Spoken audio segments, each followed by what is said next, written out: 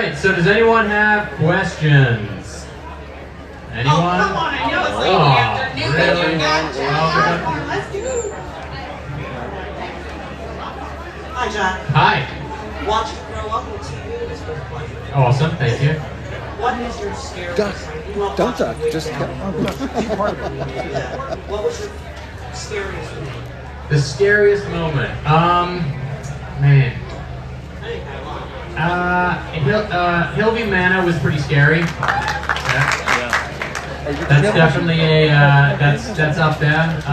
You know, the funny thing is, you know, I get the privilege of going around the country, going to the scariest places, and you know, ghost hunting, it's not like a ticking clock. It's not the same every second, everywhere you go. And so, you know, take, you know, Pennhurst, for instance. I came here, it was scary, it wasn't the most terrifying, but that was just my experience here. You know, I'm sure there are people that have come running out of the doors here because it's so screwed up. Yeah, Hillview Manor was pretty intense. It was scary because we couldn't figure out what it was when we went to Skinwalker Ranch and we captured that person running through the desert at 1:30 in the morning. Had no idea to this day who or what that was. It didn't make the whole episode, but we tracked the footprints for like 2 miles, and they literally just appear. And it was just we had to cut things out for time, and we couldn't make it in the episode. So that was pretty scary because I mean, what is it exactly? But Hillview jumps out to me right now. Alright, ready? I'm hiding. Oh, I'm on. Go, man. Go, baby. Well, Jack, first, thanks for coming here on Last Minute. Yeah, no worries. Portals to Hell. I'm a little starstruck. Portals to Hell. What a low bar. No. I've always That's said also Portals true. to Hell was the show title I hated, but the show itself I loved. I couldn't get enough of it. And I'd like to know, are there any independent projects coming up where you and Katrina can get together? Because the two of you had some incredible chemistry. Yeah. And Peas and carrots, baby. peas and carrots. So Katrina and I, we're going to be doing, I'm launching a podcast, and so Katrina and I are going to do like episode breakdowns on that podcast. Nice. So like twice a month, we'll review an old episode, we'll talk about the stuff that didn't quite make it on, and so, but I'll give you a funny story why we call Portals to Hell Portals to Hell. Okay, yeah, All right, please. here's the reason. Originally, Portals to Hell was going to be, it was originally called Hellholes. Oh, God.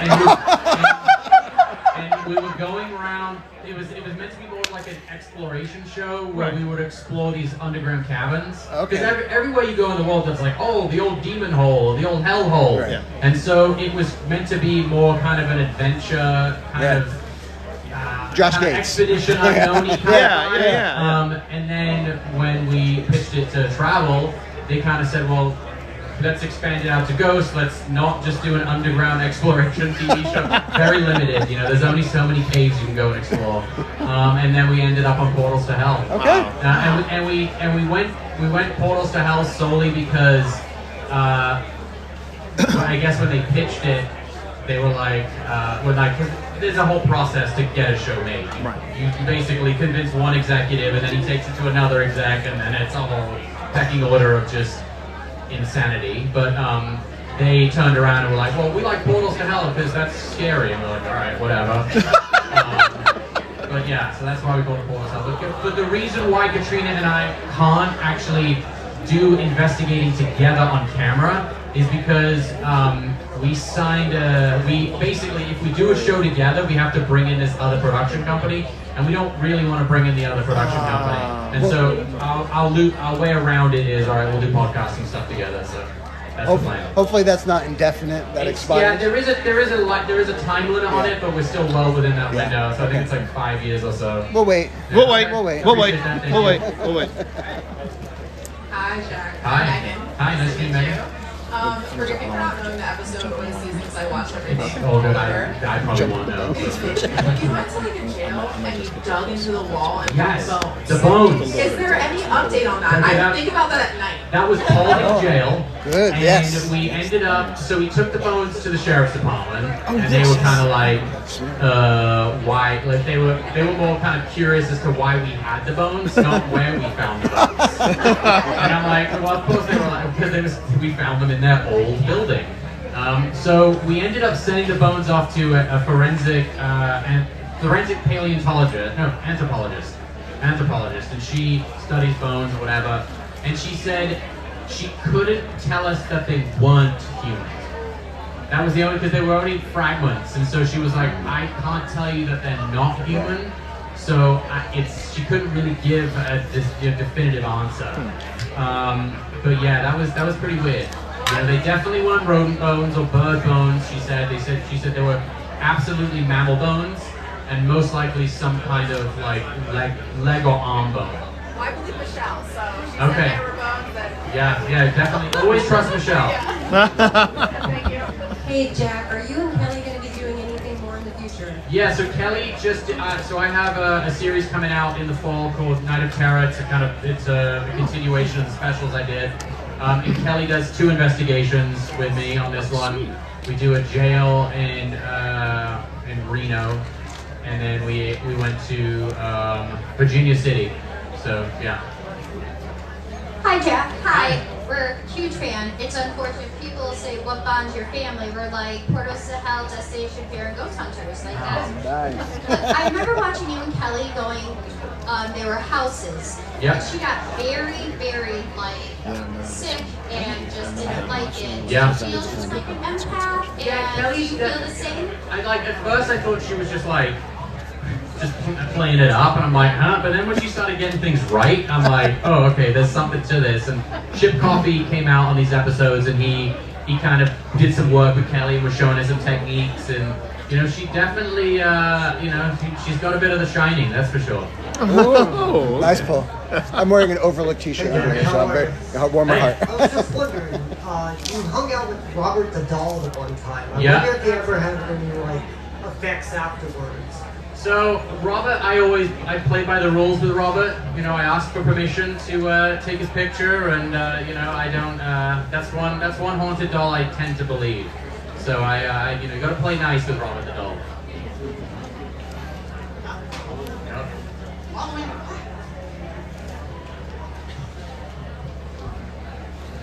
Thank you.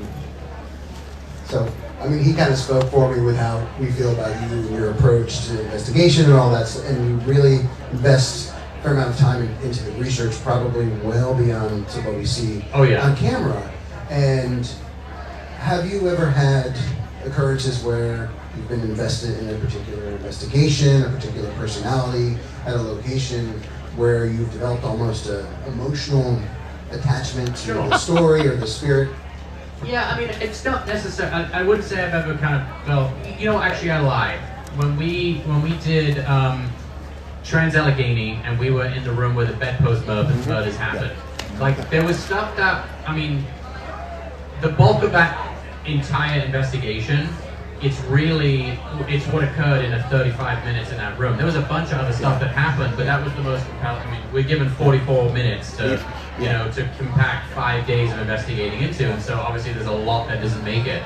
But what happened there was, I think, for me, what was really emotional about that moment was members of our crew that were skeptics were like crying about it. They were like tears in their eyes, like really moved, because it was, I mean, it was irrefutable what everyone was experiencing. It wasn't just like, oh, I saw that, no one else did. Like, we had 2 camera guys, a sound operator, 2 producers, all there witnessing this, and it really was, it was very powerful.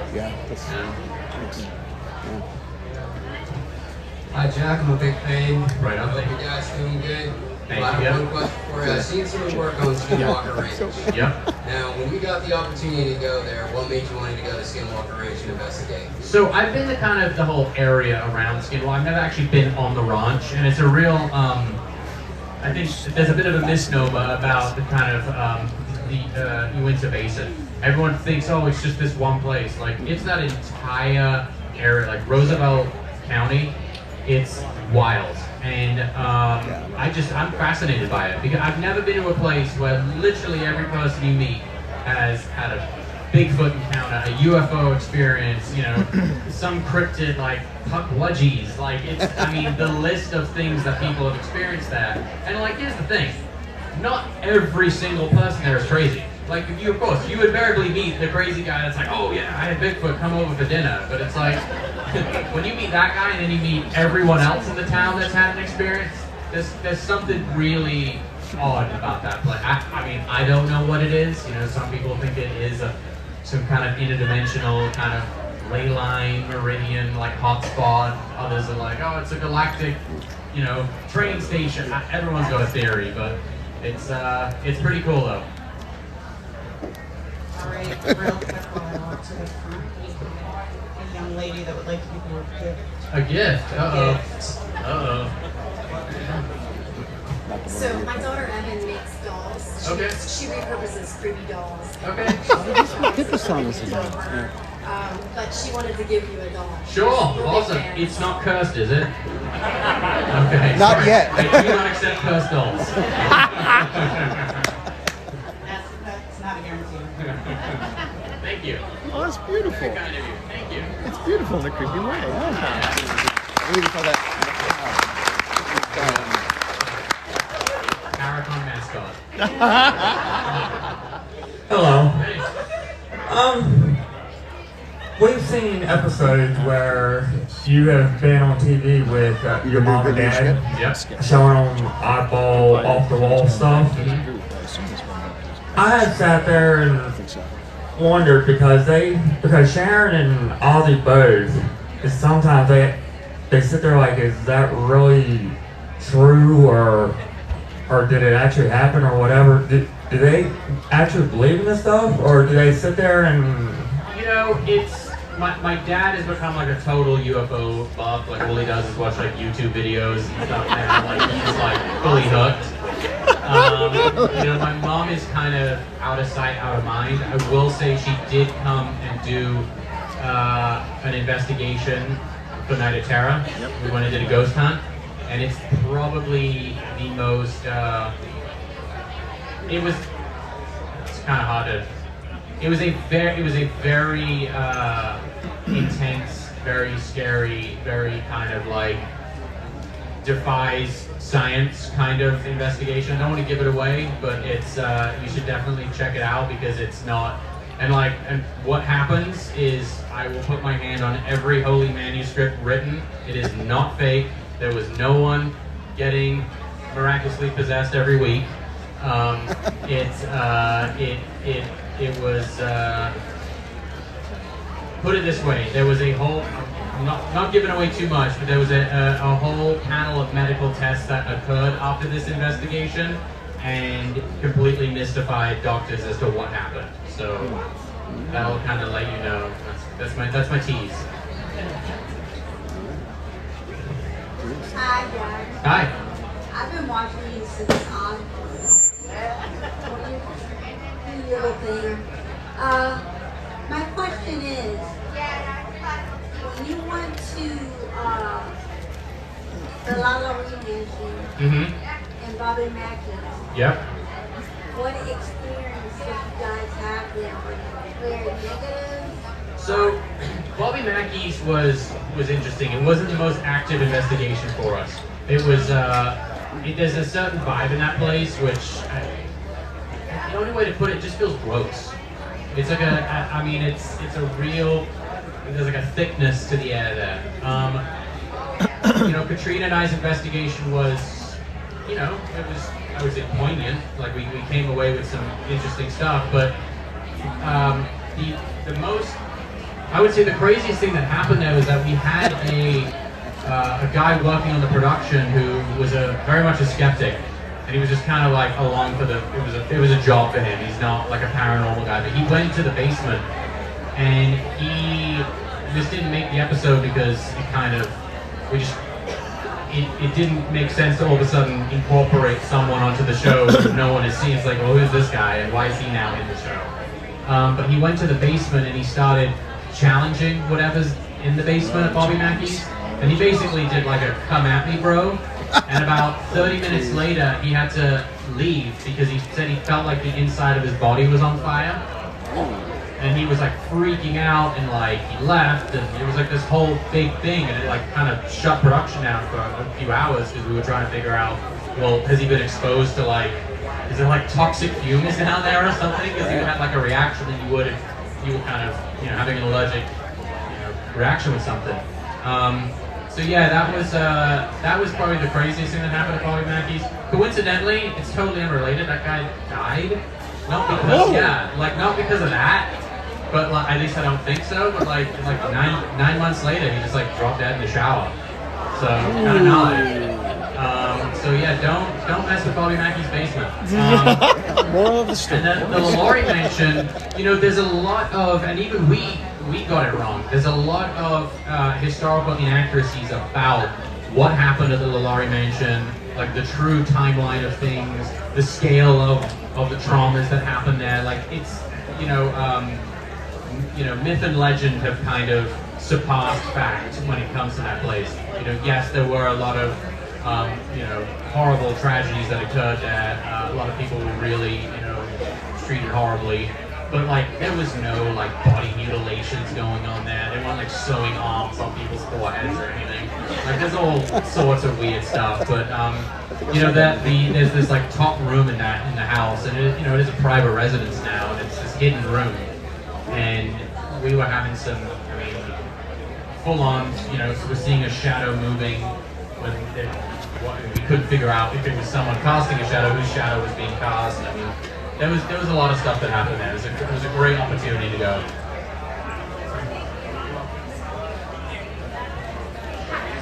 Hi. So, obviously, Paranormal was a more personal show for you. Yeah. How did those investigations feel versus like the Portal's investigations? The weird thing is, I got a little frustrated doing it because it is personal, and the producing team's like, oh, we found this, this, and this, and we're gonna do that, and I'm like, yeah, but that's my house. Like, it's just kind of weird. But for me, I enjoyed it because finding out all the stuff about the house I grew up in, and I really had no knowledge of it. And so I enjoyed that, and then finding out that my house was a psychiatric ward at one point, which is total news to us. We had no idea. And even when my mom bought the house, she's like, no one ever said that. They just said it was a recovery hospital during World War I. Yeah, exactly. I don't think the disclosure rules are the same in England as they are here. Hi. I was going to ask about the Queen Mary. When you were on this ship, it looked like it was desolate, and then there was just you and Kelly. Yeah. How far apart were your rooms that you would have to, and were they a lot of activity we could see? So we were a distance apart. Like, I think she was on a different floor on the opposite end of the ship to me. So it was far. I admittedly fell asleep really quickly. I was very tired, a lot of walking that day. I think what stands out to me the most from that investigation was Kelly and Cindy and I were walking down the hallway, and it's the first time I've ever had a smell of perfume during an investigation. You get the bad smells and this and that, but it was clear as day, women's perfume. Oh, what? Should I say that again? I smelled something sweet. Oh, the lock. Yeah, when we stood there and the lock started moving, that was very. But honestly, the most nerve-wracking was when Kelly was, when she was in the boiler room and the shadow started kind of moving towards her. But once you're literally under the waterline there. There's no sunlight coming through. It wasn't like the sun moving and casting a shadow. We still couldn't. We didn't even know what was moving to cast that shadow. Going into your childhood home. Yeah. Knowing the experiences you had as a child, what were your expectations going in? How did you feel? I didn't want to have a bad experience You know, it's one thing when you're kind of living in a haunted, you know, you live somewhere and with the spirits, whatever, you just kind of, all right, pay no mind. But when you actively go seeking it out, sometimes you get responses that you might not necessarily expect or want. And so I was scared about, like, all right, is this gonna ramp up whatever's here because we're actively out here trying to poke and prod it and be like, all right, what is this? So that was my one concern about it. It seems like everything's fine. I haven't had haven't heard anything. The house has been under construction lately, so I'm curious if anything's going on there. Yeah. And no one's been living in it since it's been under construction, so I don't know. But yeah, that was definitely a unique investigation for sure. Thank you.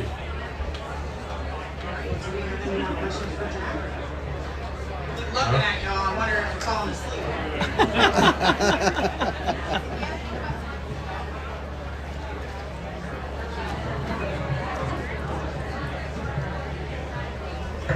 Yeah, I just wanted to know if you investigated anything here yet. So I've investigated here at Pennhurst. I actually spent my birthday here like 2 years ago. Yeah, let's go. It was my first investigation like post-COVID. Wow. But yeah, it was into the tunnels. I think for me were the creepiest. We didn't see anything, but we get a lot of. It's funny. Katrina and I always joke about it. We're like the knocking investigators. We get a lot of knocks. We get some EVPs, really good voice, really good like ghost box stuff. So yeah, we're the knocking investigators. So I remember back when you had Haunted Highway with Jael. I Yeah. love that show. That was awesome. Yeah. As far as cryptids go, where do you stand on that? Like, does it change your opinion doing these investigations? And are you going to do more of those? I like those. So cryptids, I love researching cryptids. I love like finding stories out about cryptids. It's hard to, it's hard to investigate cryptids for TV because unless it's really definitive, you're either going to see it or you're not. You can find evidence of it, but it's a little bit harder to kind of, I find anyway, to make investigative shows looking for cryptids. But I absolutely would love to. It is a lot of fun, and I do tend to believe more in Bigfoot now than I have in the past. I did a Bigfoot hunt, and there's something to it. I don't know what it is, but there's something to it for sure. That's enough. Hi. Hi. Okay. Follow and message. Okay. Right on. And all I want to say is, I know it can run me down sometimes, and you're just an inspiration, still going out there and Oh, I working hard. appreciate that. Thank you. That's all I'm going to say. Thank you.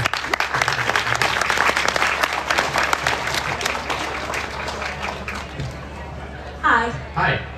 Just a quick question about those tunnels. Sure. For somebody who is a novice, what would you say are your top 1 or 2 pieces of equipment? Man, I love using a millimeter because you kind of, bang for your buck. It's kind of got, a lot in there.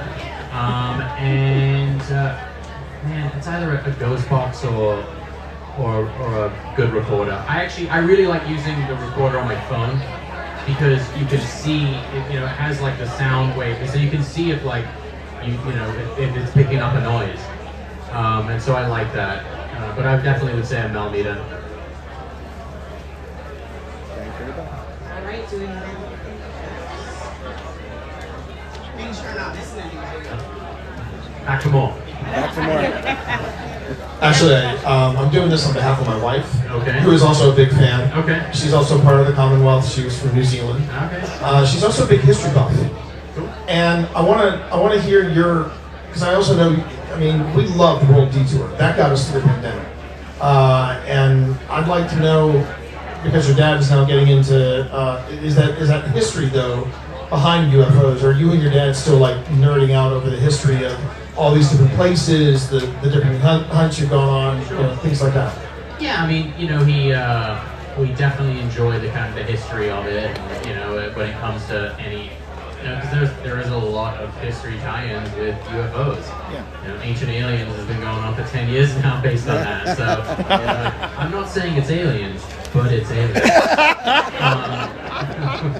So yeah, I mean, we definitely we get into that, but he's just really right now into a lot of the disclosure stuff that's coming out, and, you know, and I've been friends with Jeremy Corbell for a lot of years now, and so he's always messaging me, and actually, like this is like my favorite like UFO fun fact. I don't know if there's any UFO buffs here, but I was if anyone's familiar with Jeremy Corbell's Patient 17 documentary, where he followed the guy who had the alien implant removed out, I was actually at the surgery where patient 17 had the implant removed. So it's funny, like, when I hear him like talking about it, I'm like, yeah, I was there. Alright. Hi. So when you were touring with your dad, Yeah. the trip to Cuba, did you have any paranormal experiences there? Nothing in Cuba. I think we were just kind of more focused on like just checking cool stuff out. You know, it was a really great experience. You know,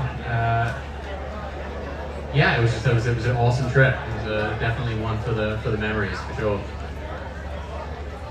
All right, let's take one or two more for Jack. Alrighty. Of course, it's got to be across. Let me go across campus for you.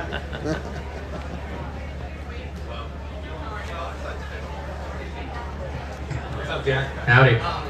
I really loved your interaction with Heather Taddy from. Yeah.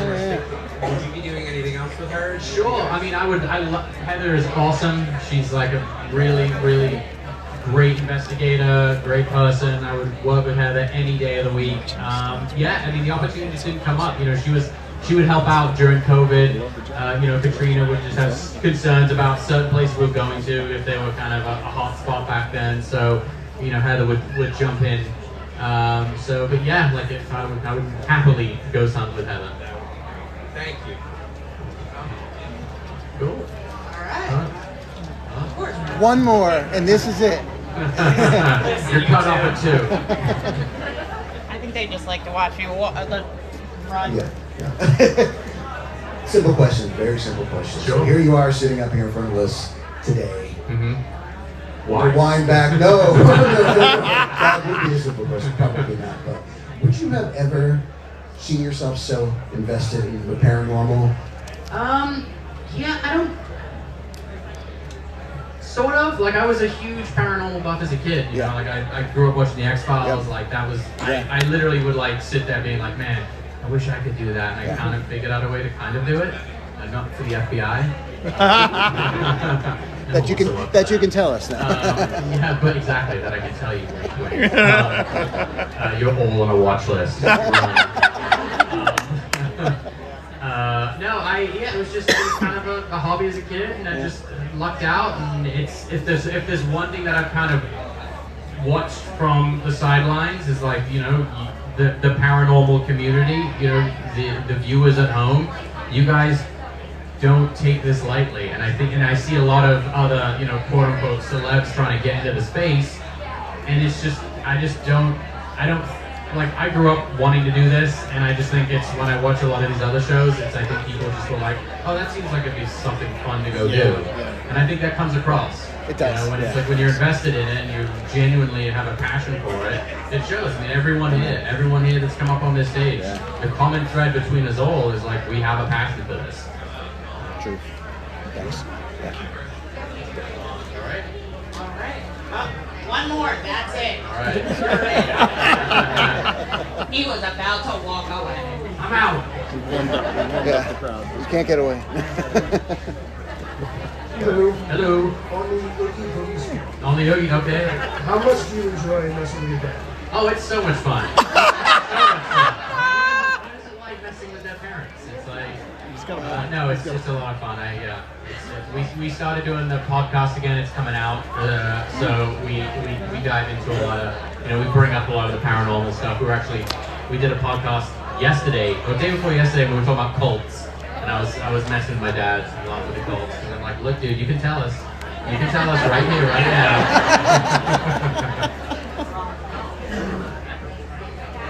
All right.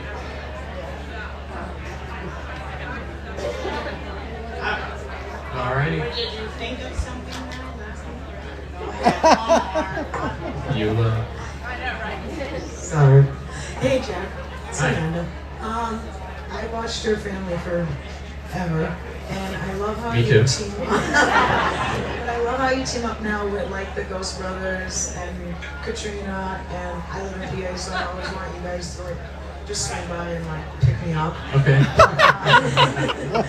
Yeah, we're like Uber of ghost hunters now, so like if you get the app and you just call, we'll just come pick you up. I'm teaching a ghost investigation class. Cool. 101. Oh, nice. You gotta help Right on. I should probably sign up for that because I really don't know what I'm doing. None of us do. But I was going to say, how much balls of lightning do you see that are actually balls of lightning? You know, we live in LA. There's not a whole lot of lightning. You know, there's flashes from other things. You know, but not ball lightning, sadly. I've seen some things which have definitely made me go, "That's not a plane," but it wasn't a ball lightning. So, unfortunately, I would be more excited to see ball lightning now than I would an actual UFO. All right, ladies and gentlemen, give it up for Jack.